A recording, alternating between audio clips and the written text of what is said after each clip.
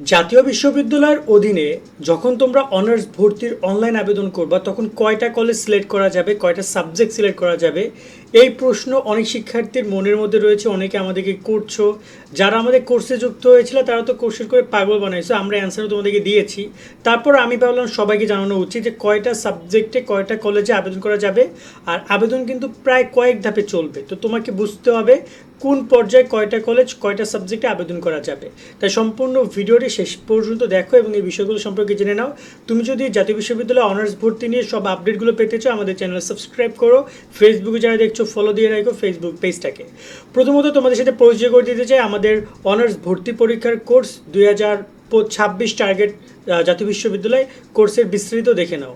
তোমরা যারা টার্গেট করেছো জাতীয় বিশ্ববিদ্যালয়ে ভর্তি হবা, তোমরা যুক্ত হতে পারো আমাদের টার্গেট জাতীয় বিশ্ববিদ্যালয় কোর্সে। মাত্র 230 টাকায় তুমি এখানে মেইন এবং গ্রুপ সাবজেক্টের এমসিকিউ শিট পাবা এবং তোমাদের এখান থেকেই হুবহু পরীক্ষায় গত বছর কমন পড়েছে এবং এবছর ইনশাল্লাহ কমন পড়বে। এছাড়া বিগত সালের প্রশ্ন থাকছে তোমার প্র্যাকটিস করার জন্য, পরীক্ষার সকল তথ্য, রেজাল্ট ভালো করার জন্য যত গাইডলাইন, ভালো কলেজে চান্স পাওয়ার যত পরামর্শ আছে সব কিছু তোমাদেরকে আমরা এই কোর্সে সবাইকে দিব। কোর্সে যুক্ত হওয়ার জন্য তোমার এই নাম্বারে 230 টাকা বিকাশ থেকে সেন্ড মানি করবা। এরপরে তুমি এই নাম্বারেই হোয়াটসঅ্যাপে মেসেজ করে জানাও তুমি যে নাম্বার থেকে টাকা দিয়েছো, তোমার নাম এবং তুমি কোন গ্রুপে পড়ছো। এরপর তোমাকে গ্রুপ ওয়াইজ সাবজেক্ট লিস্ট সহ তোমাকে পিডিএফ দিয়ে দেওয়া হবে এবং তোমাকে হোয়াটসঅ্যাপ ফেসবুক গ্রুপে যুক্ত করে দেওয়া হবে। আশা করি তুমি বিস্তারিত দেখেছো। চাইলে আমাদের টার্গেট জাতীয় বিশ্ববিদ্যালয় কোর্সে ভর্তি হতে পারো। অলরেডি অসংখ্য শিক্ষার্থী ভর্তি হয়ে তাদের জাতীয় বিশ্ববিদ্যালয়ে ভর্তির প্রস্তুতি শুরু করেছে এবং ইনশাআল্লাহ ভালো সাজেশন এবং পরিপূর্ণ গাইডলাইন পাবা। এই যে টপিকগুলো নিয়ে আমরা কথা বলছি এগুলো আমাদের গ্রুপে আমরা ডিসকাশন করে দিব আগে ভেগেই, যার কারণে তোমাদেরকে টেনশন করতে হবে না। এবার আসি এই প্রশ্নের উত্তর দিতে, কয়টা কলেজে কয়টা সাবজেক্টে আবেদন করা যাবে। প্রথমত তোমরা সবাই কিন্তু আবেদন করতে হবে অনলাইনের মাধ্যমে, তারপরে ভর্তি পরীক্ষা দিতে পারবে। এখানে আগে ভর্তি পরীক্ষা হবে না, আগে হবে অনলাইন আবেদন। তুমি একটা নির্দিষ্ট কলেজে একটা কলেজে আবেদন করতে পারবা এবং একটা সাবজেক্ট থেকে সর্বোচ্চ 15টা সাবজেক্ট পর্যন্ত আবেদন করতে পারবা। অর্থাৎ কলেজে একটা সাবজেক্ট সর্বোচ্চ 15টা, তুমি চাইলে একটা সিলেক্ট করতে পারো, চাইলে 15টা সিলেক্ট করতে পারো, বাট তোমার উচিত হবে ম্যাক্সিমাম সাবজেক্ট সিলেক্ট করা। তবে পছন্দের সাবজেক্টকে 1, 2 নাম্বার, 3 নাম্বার, 4 নাম্বার এভাবে রাখার ট্রাই করবা, ঠিক আছে? কিন্তু এখানে শেষ না, আরও কথা আছে, আরও আবেদনের সুযোগ আছে। এখানে আমি একটু পুরো ভর্তির প্রসেসটা বুঝাচ্ছি যে যখন তুমি একটা কলেজে আবেদন করবা এবং 15টা সাবজেক্টে আবেদন করবা বা সর্বোচ্চ তুমি 10টা সাবজেক্টে অ্যাপ্লাই করলা, এরপরে ওই যে আবেদনের একটা ফর্ম তুমি পাবা সেটা গিয়ে ওই কলেজে জমা দিতে হবে তোমাকে এবং একটি আবেদন ফি আছে, সেই আবেদন ফিটা জমা দিতে হবে।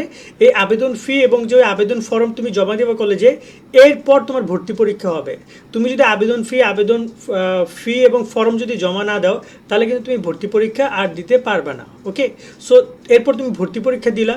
ভর্তি পরীক্ষা দেওয়ার পরে তুমি যে ভর্তি পরীক্ষার রেজাল্ট করবা তার উপর ডিপেন্ড করেই তোমাকে ওই কলেজ বা ওই সাবজেক্টগুলো তোমাকে নিবে।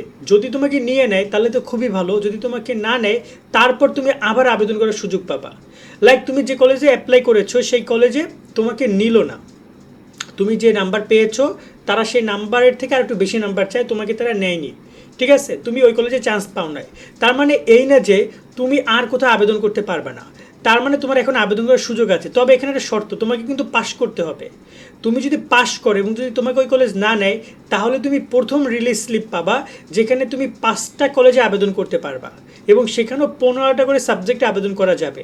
তার মানে তুমি হিসাব করো কতগুলো সাবজেক্ট, প্রায় 15, 30, আরও 30, 60 এবং হচ্ছে তোমার 15, 75টা সাবজেক্ট অ্যাপ্লাই করা যাবে প্রথম রিলিজ স্লিপে। আবার একইভাবে দ্বিতীয় রিলিজ স্লিপ হবে, যদি প্রথম রিলিজ স্লিপে তুমি এই 75টা সাবজেক্ট এবং তুমি এই যে যদি 5টা কলেজ তোমাকে কেউ না নেয়, দেন তুমি আবার ওখানে 5টা কলেজে এবং একাধিক সাবজেক্টে আবেদন করার সুযোগ পাবা। ওকে, যদি তোমার আসন সংখ্যা ফাঁকা থাকে। সো এইভাবে তোমাদের আবেদন প্রসেসটা চলে এবং সেকেন্ড রিলিজ স্লিপের মধ্যে তুমি যদি কলেজ না পাও তাহলে চলতি বছরের হচ্ছে না, তোমাকে আগামী বছর ভর্তি হইতে হবে। তার মানে কি বুঝলা, আবেদন কিন্তু তোমার নর্মাল একটা কলেজই হবে প্রথমবার, চান্স না পাইলে পরে তুমি আরও 5টা করে 10টা কলেজে আবেদনের সুযোগ পাবা। সো তোমার টার্গেট রাখতে হবে প্রথম যে কলেজটা, সে কলেজ যেন ভালো কলেজ হয়, ভালো সাবজেক্টগুলোকে চুজ করবা তুমি, যাতে তোমার পরীক্ষা বা পড়াশোনার সামনে ভবিষ্যৎ ক্যারিয়ারটা যেন ভালো হয়। এক্ষেত্রে কোন কোন সাবজেক্টগুলো ভালো, কোন কোন কলেজগুলো ভালো, এগুলো নিয়ে আমরা সামনে ভিডিও করব। সো তোমরা প্রস্তুত থাকো আর চ্যানেল সাবস্ক্রাইব করো। আর যারা তোমরা আমাদের কোর্সে যুক্ত হও না, কোর্সে যুক্ত হয়ে যাও, লিঙ্ক ডিসক্রিপশন এবং কমেন্টে দেওয়া রইলো, যেখানে তোমরা সব গাইডলাইন আর যুক্তর সাথে সাথে পিডিএফ সাজেশন পেয়ে যাবে। আল্লাহ হাফেজ।